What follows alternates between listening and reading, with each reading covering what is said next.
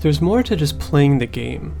It's not all about being faker. It's not all about having these flawless mechanical skills like you see from Korean teams or from your favorite streamers. Success is largely about your mindset. It's largely about how you perceive yourself, your team, and the game.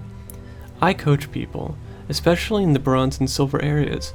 They play dozens, hundreds, or even dozens of hundreds of games at these levels, but they still don't improve. But why? Is it because they can't? Of course not. Because it's about the mindset. They feel as if they need the mechanical skills, the knowledge, the right strategies to advance. They blame their team, they blame circumstance, and they'll pretty much blame anything. My job as a coach is to help them realize that this is the trap that they fall into. It's a self-imposed block on introspection. In other words, they no longer are actively trying to improve. They see everything that everyone else is doing wrong, but they don't see their own mistakes. But I see them. When I coach, I see these massive errors in their gameplay, and when I point them out, it's like I've lifted a veil from their eyes. Is it because I'm some otherworldly league master who can see all flaws? No. I simply took the time to analyze what the student was doing wrong, rather than his teammates around him.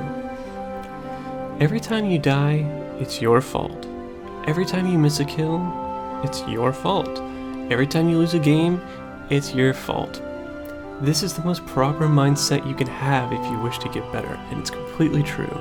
To say that I'm wrong in this is like saying that even Faker couldn't have won the game that you just lost. And if you're in bronze, silver, gold, platinum, it is extremely unlikely that he would lose that game. So the point is that you could have done better. You can improve on what you just did. But how? When I played Warcraft 3 ladder back in the day, this was the standard practice to get better. Play a ranked game and lose. Watch the replay and see what your opponent did, then copy his build, order, and routine pretty much to the point. Then you'll start to win a few games, and once again you'll get completely smashed. So you copy that guy too. Eventually I would rise to the top of the ladder by abusing this concept. Every time there's somebody better than me, I just do what they do until somebody else is better, and then I copy them. The moral is to watch yourself and your opponent. Download a replay program and watch yourself. When you lose your lane, go back and watch it. Imagine that you're watching somebody play LCS also. I'm sure that there have been times when you were watching LCS or Worlds and you thought to yourself, I can't believe he just did that. Even I know that was a bad idea. Apply that same mentality to yourself. Pretend it's not you playing, but hold that person to a higher standard. Every time you die, watch and see what led you to that death. What was your misstep? What could you have done different to instead be the one who killed him? And don't just settle for, oh well, he was just too strong, I got countered, my jungler should have helped me. There's always a way to win your lane, counter or not, advantage or not. Never allow yourself to make an excuse, only vow to do better. I'll give you one short example. At some point, someone was having lots of trouble with Zed matchups. He kept losing them, and then consequently would lose the game. So how did he respond? Did he settle for remaining where he was in a meta which was highly encouraging Zed play? No. He picked up Zed and began to play him against others.